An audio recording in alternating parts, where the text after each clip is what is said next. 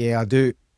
I do agree that times have changed with regards to the difference of kids being raised by community versus individual parents by themselves, in the sense that having that community support makes the biggest difference, I think, to raising children, I should say. And look, I can vouch for it. Like, one thing that I've definitely recent research that I've found suggests that, and I think you mentioned this as well, that since smartphones have become such a big thing in kids' lives from a younger age, which, as you suggested, parents gave them the phone, which in most Yeah. cases the parents helped set up their social media, right? Hmm. Without understanding the consequences of that. But things for me that were very important that I've instilled with, and tried to work with my kids on is, we have dinner together no matter what, every night. I mean, of course, there's some nights where there's sports, this and that happens, Sure. but outside that, what we can't control, we have dinner together.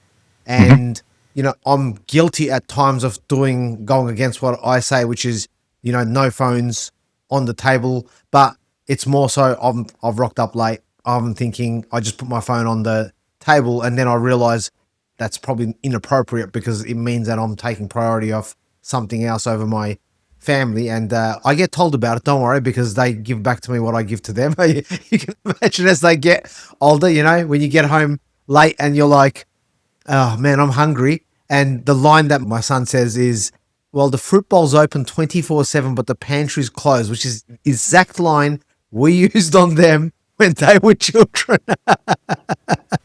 Well, obviously something went in then. Yeah, yeah. Let me play the devil's advocate for a second with you. So Sure. every generation panicked about something new, right? So Hmm. TV came out and they said it's creating our brains to rot. Hmm. Rock music came out, it's corrupting us. Hmm. Video games came out, it made us violent. So are we now that generation of parents who are panicking the same way as our parents panicked? And why is this different? I think absolutely. I think there is a tendency. I know there's a tendency for us to look fondly back and as adults, and to see our childhood as being somehow, the best, and that the modern day is not comparable, and that is negative. And I think that's a generational challenge. And I think coupled with that, we've got, and it's the same for other technologies in the past and other media in the past, we've got this sense of a panic that gets created. There's a lot of fear stoked up by media. Now, that's not to, as I've said before, belittle the importance that there are some real big dangers and risks in the online world. I'm certainly not saying we shouldn't be cognizant of that and doing something to manage that. But I think we've got to really make sure that we're recognizing that every generation is developing technologies, what drives change in society. It brings about new opportunities. It brings about new risks, but risks is not always harm, just as opportunities are not always benefits. And as parents, we have an opportunity, and as schools, to try and help to catalyze the benefits and from the opportunities, and to find ways to protect risks from becoming harms. And I think there are so many positives and great things that have come out of technologies such as smartphones. But I think there is a sort of generational tendency to demonize what's new and not known. I think, but the problem we've got here with technology is that the pace of change is so rapid, and new technology is coming online so much quicker. And so we've spent a lot of time worrying about social media, but now almost before we've got that under control, we're panicking about and what's next, and so on. And this is only going to continue. And that's why I'm absolutely passionate about the fact that the way that we should be managing this and talking and supporting parents isn't about fear, isn't about playing into the media panics and things. It's about empowerment and about helping families to have good information, accurate information, to feel confident, to feel that they can make decisions for their child. They don't have to be perfect. It's okay to take your phone to the dinner table once in a while and your child to pick you up. But the fact that you recognise that that's not what you really want going on is important. And I think in family contexts, that's where this can play out. And I think it's always been challenging for families. The digital world is different. It's now different, but it was different in the last technological innovation age as well. And so I think we've just got to be careful that we don't try and that we don't fall into the trap of rubbishing everything at the expense of what the problems are that need to be overcome. And they do need to be overcome. I say it's not a case of saying everything's great and we just need to, suck it up and that's just the way it is. Absolutely not. We need to speak up. As I've mentioned, big tech already need to be held accountable. Parents need to be accountable as well and to play their part. So do schools. And we need to build accountability and confidence and knowledge and skills in young people themselves so that they can be accountable for increasingly accountable for their own use of technology and know how to deal with the good things and manage those in balance and also know what to do when they encounter challenges and problems. Just as we do when we teach swimming, we teach you to become a competent swimmer and to be able to, improve your stroke and be more capable and feel more confident in the water. But we also teach children what to do when you get caught in a rip. And or when you fall in, and so we plan for the worst, but we don't try and terrify kids and say, water's very dangerous, never go near it, you shouldn't touch, it's all bad, never, we don't. That's not how we manage it, and we build competent, capable, skillful, and empowered young people by giving them confidence and skills, not by locking them out. Yeah, and I think it's interesting that I think the current generation of newer parents were also the ones who were raised with parents who had phones more than not, and even smart, like Facebook technology. I know there was there are many people who were born, who are currently parents, who were teenagers as Facebook came out. So, they kind of, it's more normal for them than not. But I guess the difference is the educational part to their parents had no idea.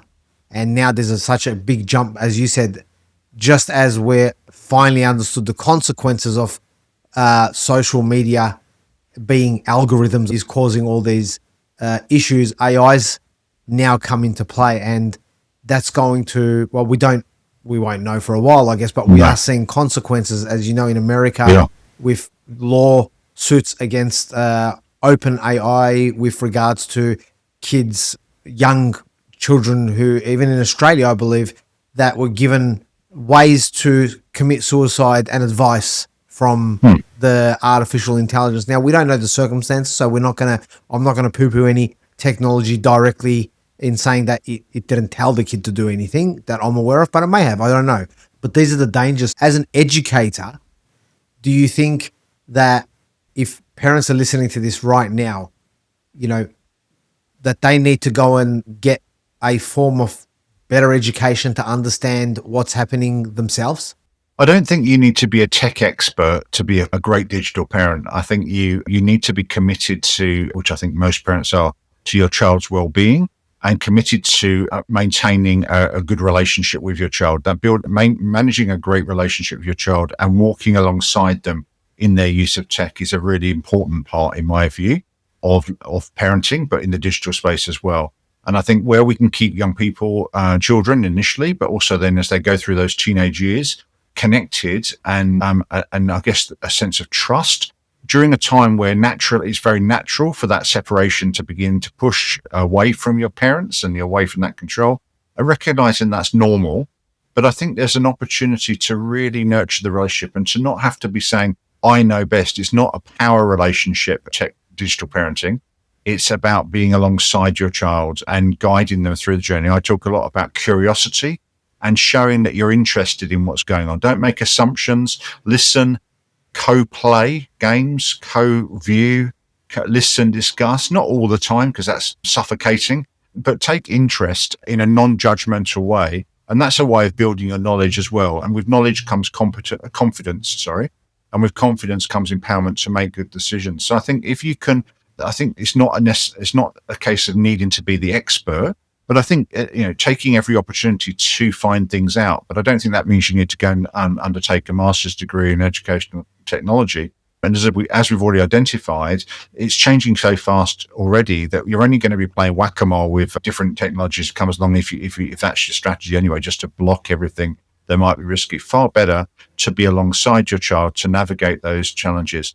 And then at the same time, and this is key as well, because this is it's not an issue that can be solved just by parents alone. Government needs to be holding big tech companies to account. People need to be speaking up with outrage about things that are inappropriate, are unsafe, and there's plenty of them. And governments need to step in and go into battle at that level, I think, as well. And I think there is an element of that in this social media ban, by putting the responsibility and the onus on the tech companies to manage its implementation and its those checks. But I think that's the really important space. We've got to, anyone who doesn't feel accountable is a risk. And I think we've got to make sure that tech companies can do great things, can build great businesses, but also have a moral and an ethical responsibility to the children and young people, but all of us, humanity, to people to be able to enjoy and get the best out of tech without being damaged or harmed by it. So I think for parents to feel confident that they don't have to know it all, they just need to be willing to learn, to listen, and to be there for their child. As I say to parents, you are enough. You just need to be there. If you stick your head in the sand, or if you don't, if you're not present, then you're not able to parent. You can't parent without being there, and that's challenging because people are busy. But then parenting has always been challenging. I agree. And these days, I think with kids doing so many sports and multiple different other things like singing, dancing, it's a big juggle. It's a big responsibility. But yeah, let's see what comes of it with regards to that. Now, I was just going to say that I think we put our parents under a lot of pressure with needing to organise and entertain our kids all of the time. And I think there was a time not so long ago where children had a bit more freedom and scope, and actually we weren't trying to stop them always being bored. And I think we need to, perhaps as parents, give ourselves a break sometimes and say, actually, we don't have to be, it's not a sort of an entertainment service being a parent. You don't have to be always running your children to and from sports. And it's great that they're doing a whole range of things, but particularly younger children, they need scope to be able to play freely, to find their own entertainment, to be bored and to be creative, to have time and space, resource to do that. And I think we've lost the art of giving children space to innovate and to play freely and to just create uncomplex, but to, I guess, build spaces that enable children to play and to entertain themselves as well. Yes, I'm not saying organised activities and sports aren't important. They are important because it's another point of connection. But I think children need time as well just to be, and those times don't always need to be filled with organised activities or with technology. And I think that's something we can give ourselves a break on sometimes as a parents, and not expecting to be the entertainer every minute of the day. Yeah, I think Michael Carr Gregg mentioned in one of our previous podcasts that we've gone from a play-based childhood to now more a technology-based childhood. And more to the point, what you said is I think a very important point. Kids don't get bored. Get bored, man. Like, getting bored is where a lot of people get creative when they get bored, and they, come up with ideas or things, that they wouldn't have. And especially, as you said, at the age of the tweens, when I grew up, you knew where we were because there was 12 bikes in front of someone's house or at the park. And, we rode around. Like, there was included physical activity, I guess, because you're riding your bike or you're walking to your friend's house and you were out till the street lights basically turned off, or you heard your mum's screams from 17 blocks away and feared death and decided you better go home. I think there's been a lot of talk about this shift, this transition from a play-based childhood to a digital childhood, and I think there certainly has been an increase in the amount of digital technology involved in childhood. I don't completely agree with that. I don't think childhood has become digital. I think it's become different to the past generations. There were digital technology. I'm in my 50s, and when I was growing up, I certainly had a games console as a child, and I had a ZX Spectrum computer. I'm not saying that would make my children laugh seeing that, but I certainly wasn't devoid of technology. And some of my time as a teenager and as a child was spent watching television, playing games online, but it was balanced with other things as well. And I think, and my experience of children and young people in schools is that this is a myth that children just are all sat in front of screens all day, every day. They're certainly using technology more. They're certainly on screens more than probably they ought to be, and there's definitely not enough balance. But I think rather than trying to wistfully look back to a past childhood and assume that somehow we can return to what's gone, which may not have even existed the way we remember it anyway. Maybe we need to be asking, well, what's a modern childhood look like? What does a combined digital and real childhood look like? And I think for children and young people, that there isn't a great division between the two. They're very much integrated naturally in their lives. They use technology. There's screens all around them. The concept of screen time is almost redundant in itself. Everywhere we go, there are screens. Our fridges even have screens in some cases now. Our petrol pumps do. Everywhere you go, there's a screen. There's an opportunity to use technology. Our cars have the screens in it. But that doesn't mean that we need to be driven by them. And my premise is that we need to help children to find ways to use technology to add to their lives and to add as adults as well. It should be additive and giving us a lift and an opportunity to achieve what we want to achieve and be the person we want to be, rather than it dominating it and robbing us of things by pushing other things out. So if we can help young people to do that, that's true for play as well. Free play is really, really important, but I don't think that means that you should never game. I don't think that means you should never watch a YouTube clip or spend time. But if that dominates your life and therefore you don't ever see people in person, then there's definitely something wrong there. But I don't think that is the experience of young people and children. And the schools that I visit and schools that I've worked in as well do work really hard to maintain a good balance in school time as well, and to make sure that play is important and that sports are being provided and that there are co-curricular activities. And parents work really hard, as you've always said, to traipse around the cities to drop their children at dance lessons and sports and other things as well. So I think we've got to be careful. We just say, the play-based childhood's dead and now we're digital. I don't know that's true. I think it's definitely different, but I think we've got a hybrid version and we've got to guard that it doesn't become unbalanced, I think would be my advice. But digital play and digital activity will never, in my opinion, replace, in terms of the importance of in-person relationships, play, activity. There's something that's not replicable through a screen that is there when we actually come together with people and connect in person. But that doesn't mean we need to reject screens entirely. Yeah, definitely. It's That's my view. you go. It's everywhere you go. You cannot avoid a screen. I mean, ironically, I've got literally 5 screens in front of me right now, so I'm not one. I've got a few.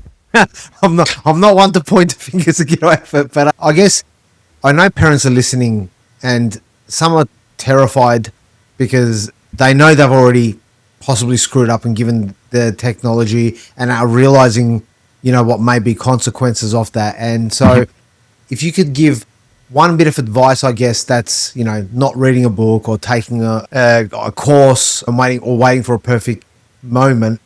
What's the one action that actually moves the needle? I would say that the key thing is to do something. So if you've given and to decide what's going to have the biggest lift for your child, and that'll be different for different people, where depending on what it is they're worried and anxious and recognizing has been the problem. So to be really blunt, if you've given your 11-year-old or maybe even younger a smartphone and it's starting to be a problem and they're not managing it well, you don't have to.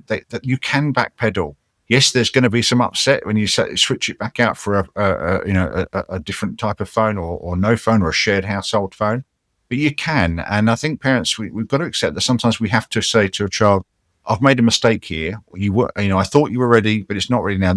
You're not ever going to be. But I love you. I care for you. My job as a parent is to keep you safe and to do what's right. And sometimes that's hard, and to be bold and to make that decision. Yes, there might be tears and tantrums and upset. But I'm talking about younger children here, probably rather than a 17-year-old. But if you've stepped it too early and it's really out of control, you can do that. You can also just implement more restrictions. You don't have to rip it out entirely. It could be that you just say, actually, we're going to go back to a limited amount of time. So you can only have your phone between certain times, or you can only be on your game console at that time, or such like. And the advice that I always give to parents, if you want to make one big difference, and this is parents regularly tell me that they realize that they've got this wrong. If you're going to do one thing for your child and it's got out of control, parents often tell me that they've realized they started off intending that their child was not going to use their smartphone or their devices in their bedrooms, and that it slipped over time away. And that certainly came out of my research. But if there's one thing you can do for your child that's going to be a positive, is to keep technology out of bedrooms. Ideally, keep technology out of your own bedroom as a parent and model it as well, and realize that we're all better off if our bedrooms are for sleeping in and not using devices. I not believe our own myth that we actually need our phone as an alarm clock, or we can't sleep unless we're listening to a podcast and it has to be on our phone or an iPad. There are other ways of doing it. And I think we know that sleep's very important, and we give our young people a really important lift if they get enough sleep, and not having devices in bedrooms is a way of doing that. But we also know that not having a device, when problems occur, it often, when children make bad choices with technology, it's when they're in private and out of sight.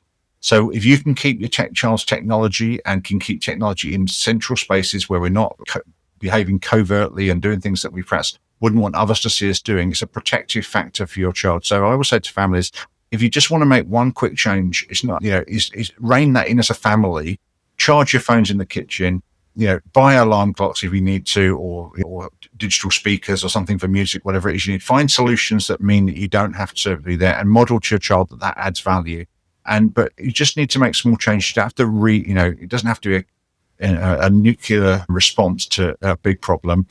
Small steps, small habits make big changes. And I think parents can often cope with a small step. Or meal times, just saying as family, right, well, we don't have that at the table. It's a small change, but it sets an important boundary and an important safeguard for family life and for conversation. So that's amazing advice. Thank you. All right, so we've got a rapid fire question round. That sounds ominous. Dodge the bullets. But you've got 30 seconds to answer each question, or I may ask further if depending on what you answer.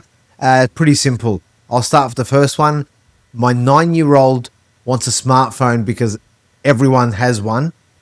Do I cave? No. I think I've answered this, I guess, in one way already. The answer I'd say is, if they're ready, yes. If they're not, no. But be confident to say not yet if they're not ready, and if you're not ready to support them with their phone. But no, a good enough reason for a smartphone is not because everyone else has got one. I want to ask one question on that. Sorry, I know this is the first question I've asked, and you piqued my curiosity. So what do you define as, and I know every kid's different, but what do you define as my kid's ready? So I guess I would be looking at their ability to regulate or have some sense of control themselves. So if they're already struggling to step away from technology when you need them to, whether that be for dinner or to do other things, then that's not a great sign that they're going to be able to cope with it when they've got it in their pocket or a much more ubiquitous, always present device with them.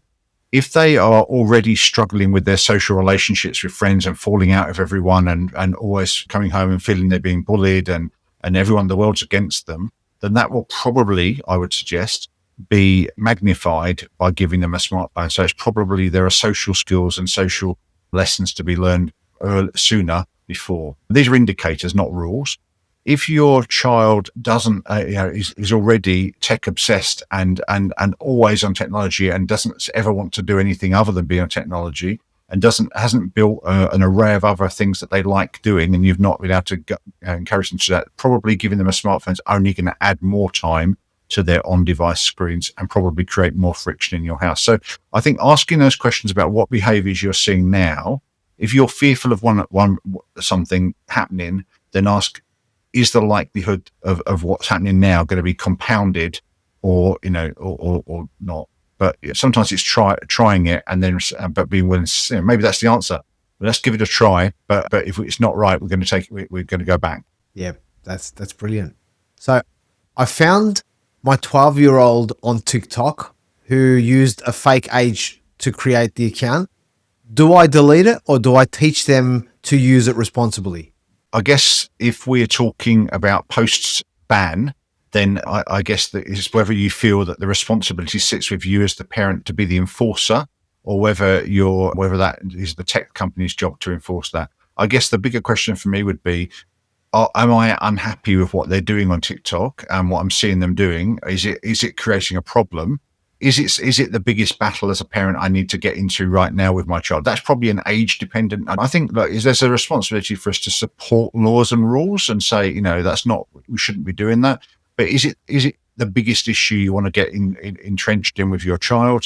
Maybe it is, maybe it isn't. And I think that will depend on your perspective as a family are you a TikTok family, or are you a little bit, more of a surfing family, or I think families are so different, and they use technology in different ways. And I think, it's very difficult to create a one size fits all response to a single scenario. I certainly think it's a conversation about that. And I think if you've already told your child they shouldn't be on TikTok, and you've that's your expectation, and they're not doing that, then definitely it's time to delete it and ask whether they've given that phone too early. That's different. That's that value. But if you've never said that and you're happy for them to do it, then what? I don't know that that's a drama. Maybe manage their use and let tech companies decide whether they're doing their job, which is to keep younger underage people out of those platforms. Well, you'd hope $50 million fine is a good incentive, right?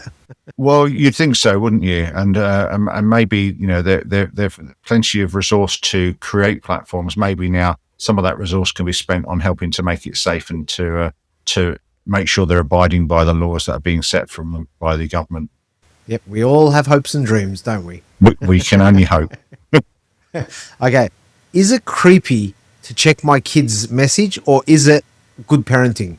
I don't think it's creepy, but I encourage parents to monitor what their children are doing. But I don't think monitor means sneaking and snooping. I think before giving a child a device, with probably a phone if they're messaging, but it could be an iPad as well, then I would be talking to your child about the fact that you are going to be looking at. They're not. One of the expectations is that you do have the passcode to get in, or that you can access it, and that they know that you're going to do that. But your preference would be to look at their phone with them. And I think there's a huge amount of value to be added by co-monitoring. So looking with your child at what they're doing, rather than it being a policing activity. Again, it can come back to that curiosity, opportunity of conversation, but you've got to be ready for, what am I going to do if I discover? And again, do you need to go nuclear? It probably depends on what you discover, of course, but probably safeguarding the relationship and the openness, rather than pushing behavior into darker corners by being overreacting is the best way forward. And I think, I've certainly know that the young people in the study that I did gained enormously from that sort of opportunity, that by sharing, for example, their messages with their parents, they were able to get advice on dealing with some challenges they were facing, like when people were being mean, for example, or the overload situation. One of the parents in my study also looked at her messages with her children as well, because she said, her view was, why would I have things to hide from my children? If it's that bad, I would have deleted it anyway. But what, actually modeling openness as well. And, and say, when the phone saying to a daughter, can you just check that for me and see who that is? And actually it's not about hiding things. It's about openness. But this sounds very, skipping through the roses and like everything's perfect. And this is harder than it sounds. But it begins with doing this with younger children and building openness, keeping things open. And I think that's the key thing. It's the relationship, openness, transparency, and trust, ultimately. Yeah, that's a big one. I agree with that. I mean, what have you got to hide? But I think that's even a bigger and better one, because I think you and I both know that messaging platform could be significantly more dangerous than any social media platform in the wrong hands. And I think also, it's also that sense of how do we use platforms, and what's appropriate, what's not appropriate to do with technology. And I think it also depends on the age of the child as well. I think if you're a parent and you're still, doing that with your 17, 18, 16, 17, 18-year-old, you're probably pushing your luck a little bit more than you are if you're doing it with your 12, 13, 14-year-old, which is probably another reason that actually, again, if you're an involved, active parent with your child's digital technology when they're younger, you can build some of those habits and practices early on that are going to fall away, of course, because teenagers will want more privacy. They will want more independence, of course, and appropriately so.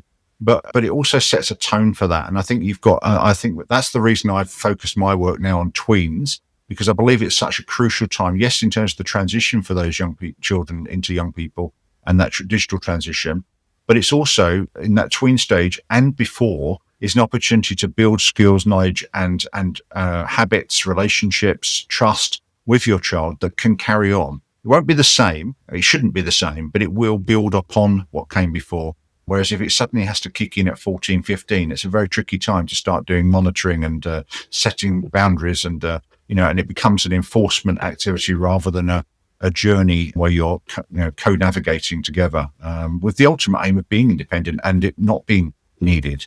But if it's about checking up, or if it's about assisting and supporting, there's a different tone here.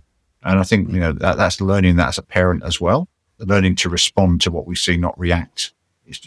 For example, are good strategies that we can build, but they're muscles we need to build as parents, and we won't get it right all of the time. And so give ourselves a break. Yes, I do sometimes think we have kids to be tested for real. That's definitely the case. Yeah, So absolutely. if my kid's Roblox friend asks for a video chat, is that a red flag, or am I just being paranoid? I think it depends on the age of your child, and of course whether they know who that person actually is in real life, because lots of children are playing predominantly with their friends and people they know from school and their cousins and their brothers and sisters. So interaction with strangers online is less common. I'm not saying it doesn't happen. I'm not saying that all children don't encounter strangers. That's not my point. But children actually want to play with people they like and they know, and share that time with their friends often online. So if they know them and they're video chatting, then maybe not. I personally would rather see in-game chat and connection turned off for children. And one of the positive uses of their smartphones for the young people that I worked with in my research was that they used their smartphone alongside their gaming, so that when they're playing Roblox, they prop their phone up next to them so they could do their in-game chat, but it wasn't in-game. It was only with the people they're playing. One, it gave them a competitive advantage if they were playing games against others in a multiplayer environment. But two, it meant that they were only actually chatting to people that they knew and they wanted to be talked to. No stranger could be sneaking in the back door because it was set up through their messaging.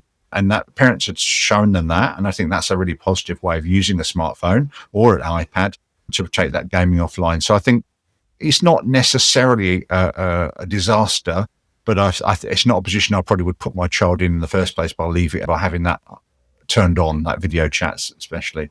And again, if you're in a central space as well, you'll be able to see what's going on. If that device is tucked away in a bedroom out of sight, then you're going to have less chance of being able to spot when they're taking bigger risks.